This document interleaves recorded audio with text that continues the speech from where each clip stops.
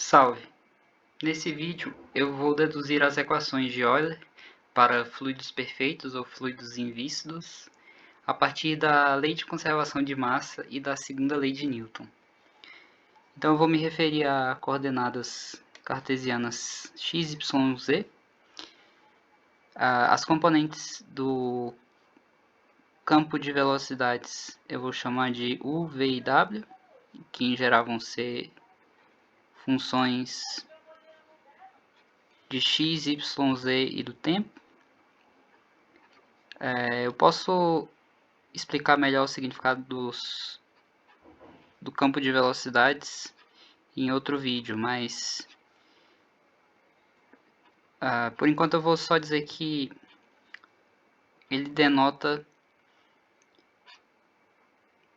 ele descreve a velocidade do fluido em cada ponto num determinado instante de tempo. E eu vou chamar a densidade do fluido de ρ. Também pode variar com o espaço e o tempo. E finalmente a pressão, vou chamar de P, que também em geral vai variar no espaço e no tempo. Então a gente tem essas 5 variáveis dependentes, ou 4 quando o fluido é incompressível, a densidade é constante. Então nesse caso seriam só 4. Mas então essas variáveis elas são determinadas a partir de equações diferenciais. Então para descrever o movimento de um fluido numa determinada situação, num determinado problema, a gente precisa resolver essas equações diferenciais de Euler. Mas então, primeiro de tudo, a gente precisa escrever a equação de continuidade, que ela é uma expressão da conservação de massa. Então a gente vai considerar o volume de um paralelepípedo, a massa de um paralelepípedo infinitesimal de fluido. E a gente vai observar como essa massa muda. Aqui eu vou usar a letra delta para me referir o diferencial que depende do tempo. Então aqui em primeiro lugar, se eu aplicar esse diferencial de tempo nas coordenadas espaciais, ΔX vai ser U ΔT, já que U descreve a componente da velocidade na direção x. E analogamente, ΔY vai ser igual a V ΔT e ΔZ vai ser igual a W ΔT. E eu posso também aplicar essa diferencial delta nos diferenciais dx, dy, dz, porque esses diferenciais eles são diferenças entre dx é simplesmente uma diferença entre dois valores infinitamente próximos da coordenada x. Então eu posso aplicar delta nesses outros diferenciais também. E eu posso comutar os diferenciais, porque em geral a diferença vai ser um infinitésimo de segunda ordem, que a gente pode descartar se não em situações normais em que não há descontinuidades. Mas a gente já sabe o que é ΔX, é U ΔT. Então isso aqui vai ser d de U ΔT. Δt a gente pode considerar como constante. Agora também aqui é importante apontar que esses diferenciais dx, dy, dz, o d neles denota diferenciais diferentes, na verdade, porque quando a gente aplica esse d do x, aplicado a y, ele é zero, porque ele é uma diferença só com relação à variável x. Então isso aqui vai ser a derivada parcial de u com relação a x dx ΔT. E aí, então a gente pode calcular essa diferencial total com relação ao tempo usando a regra do produto, simplesmente. Então isso aqui vai dar para a gente Δρ mais, e aqui eu vou colocar um termo, o elemento de volume dx, dy, dz, eu já estou colocando ele para fora aqui, em evidência. E aí então a gente vai ter outro termo que a gente aplica delta a dx, que como a gente já viu aqui, vai ser derivada parcial de u com relação a x, dx, o dx vai lá para fora, ΔT mais ρ, derivada parcial de v com relação a y, ΔT mais ρ, derivada parcial de w com relação a z, ΔT. Tudo isso está multiplicado por dx, dy, dz. Mas a gente pode expandir também esse Δρ, porque, bom, ρ depende de x, y, z e t. Então a gente pode aplicar a regra da cadeia para abrir esse termo aqui, que vai dar para a gente o seguinte: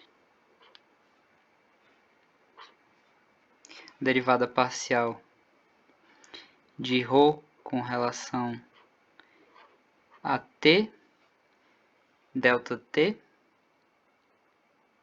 E aqui, bom, vai aparecer um ΔT em cada parcela. Então eu vou colocar o ΔT aqui para fora em evidência.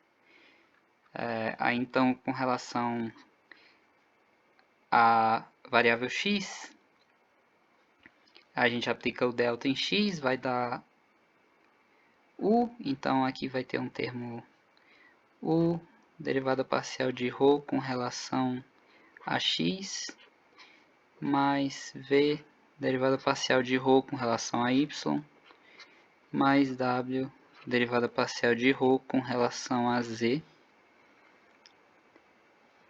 E isso aqui a gente abriu o Δρ e aí tem os termos que a gente já tinha antes. E é claro, aqui também vai ter um termo, um fator ΔT.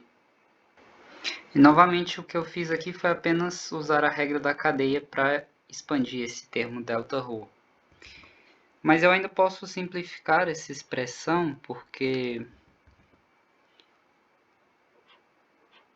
bom, vai ter esse termo aqui, derivada parcial de ρ com relação a t, mas olha só, eu posso juntar esse termo aqui com esse aqui, que eu reconheço isso com a regra do produto, vai me dar, eu posso combinar esses dois termos como sendo a derivada parcial de ρ u com relação a x. E analogamente eu posso combinar esses dois termos aqui, que vão me dar a derivada parcial de ρv com relação a y, e finalmente esses dois que restaram vão me dar a derivada parcial de ρw com relação a z.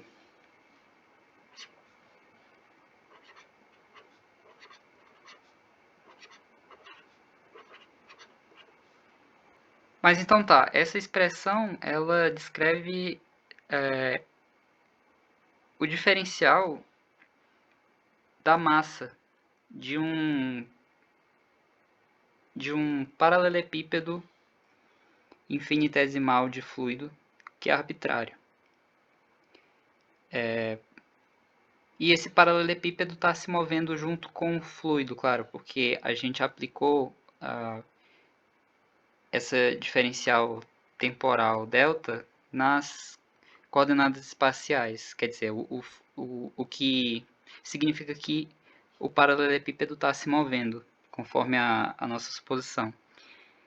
Mas então, já que a massa não pode mudar, não tem é a mesma massa de fluido, basicamente, isso aqui tem que ser zero. E como como o paralelepípedo e o intervalo de tempo são arbitrários, é essa expressão aqui que vai ter que ser zero. Então assim a gente deduz a equação de continuidade.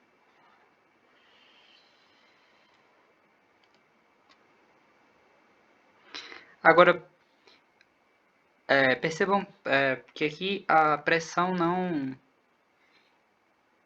não aparece, simplesmente porque é uma descrição simplesmente da conservação de massa, não é uma equação dinâmica propriamente dita. Mas agora a gente vai obter as equações propriamente dinâmicas, que são as equações de Euler. E na verdade, as equações de Euler, como a gente vai ver agora, elas não passam de uma mera expressão da segunda lei de Newton. E a segunda lei de Newton, ela diz que a força resultante ela é igual à derivada temporal do momento. Geralmente, na mecânica mais elementar, a massa é considerada constante. Então, quando a gente toma a derivada temporal do momento, a massa sendo constante, a gente, na verdade, só toma a derivada da velocidade. E aí dá aquela fórmula mais, digamos assim, vulgar. Mas aqui não vai ser o caso, porque a gente vai considerar um paralelepípedo fixo no espaço, que não se move junto com o fluido. Logo a massa vai mudar. Então, nesse caso, o momento vai ser... O momento de um paralelepípedo de fluido dx, dy, dz na direção x vai ser a massa simplesmente vezes a velocidade. Agora, a massa é, claro, ρ dx, dy, dz, ρ sendo a densidade. E a velocidade é u. Então, esse é o momento do paralelepípedo infinitesimal de fluido na direção do eixo x.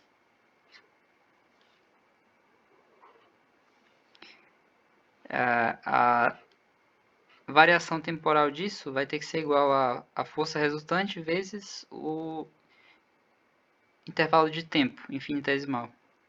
Em geral, vai ter uma força que vai depender da massa. Digamos assim, por exemplo, a força da gravidade. É um exemplo de uma força externa, que atua à distância e ela depende da massa do fluido. E a gente também vai ter a força resultante interna no paralelepípedo, que vai vir da pressão. E isso aqui vai ser também multiplicado por dx, dy, dz. E tem o nosso intervalo de tempo infinitesimal, ΔT. Agora, esse termo aqui, a força interna resultante, a gente pode deduzir ele da seguinte maneira. Aqui está o nosso paralelepípedo de fluido. Então, se a gente considera, a gente está considerando agora a componente x da força, né? Então, vai ter uma pressão agindo aqui desse lado. Digamos, a pressão aqui vai ser P. E do outro lado, vai ter uma pressão em sentido contrário. Mas aqui a pressão já não é mais P, ela é P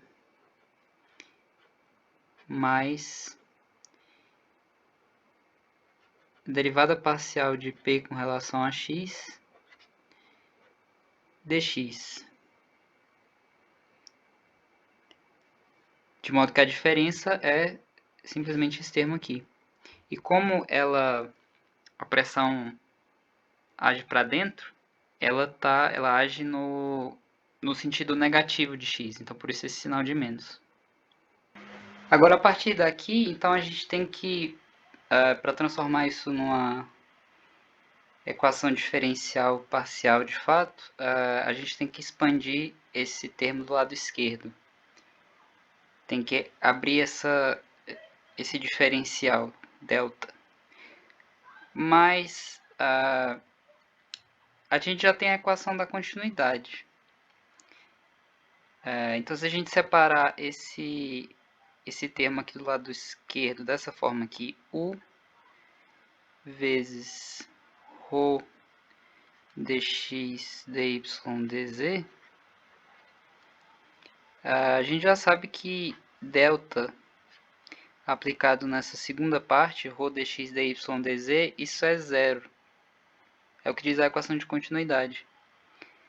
Então, isso aqui vai ser simplesmente ρ delta U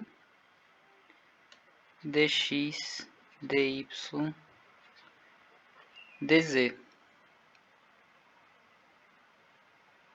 E a gente pode, claro, novamente expandir ΔU usando a regra da cadeia. Isso aqui vai dar,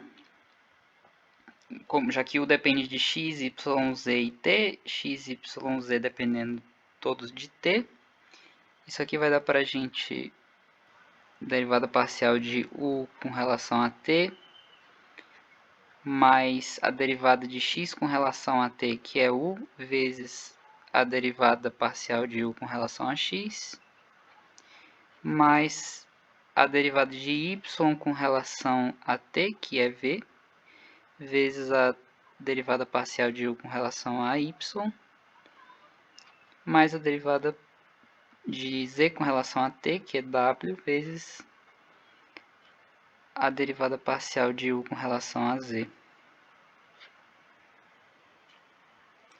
Tudo multiplicado por ΔT. Então, se a gente substituir de volta na equação da segunda lei de Newton, a gente vai obter.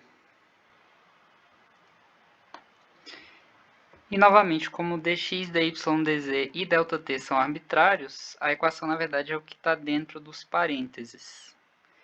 Ou seja, e aqui também, já que quase todos os termos estão sendo multiplicados por ρ, é de praxe dividir tudo por ρ, de modo a obter. Então essa é a primeira das equações de Euler. E as outras vão ser obtidas realizando o mesmo raciocínio nas outras componentes, é claro. Então, na componente Z, por exemplo, a gente vai ter ΔV sobre ΔT, que isso aqui, é claro, é igual a derivada parcial de V com relação a T, mais... E também com a componente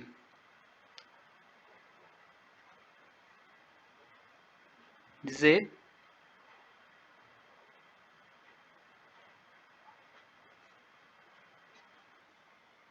então essas aqui são finalmente as equações de Euler.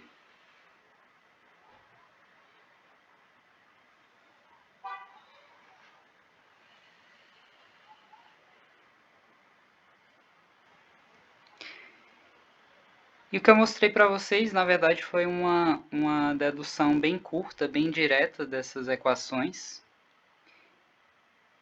que eu nunca encontrei nos livros porque, digamos assim, por uma falta de proficiência no cálculo diferencial, que é como se pouca gente soubesse diferenciar um elemento de volume.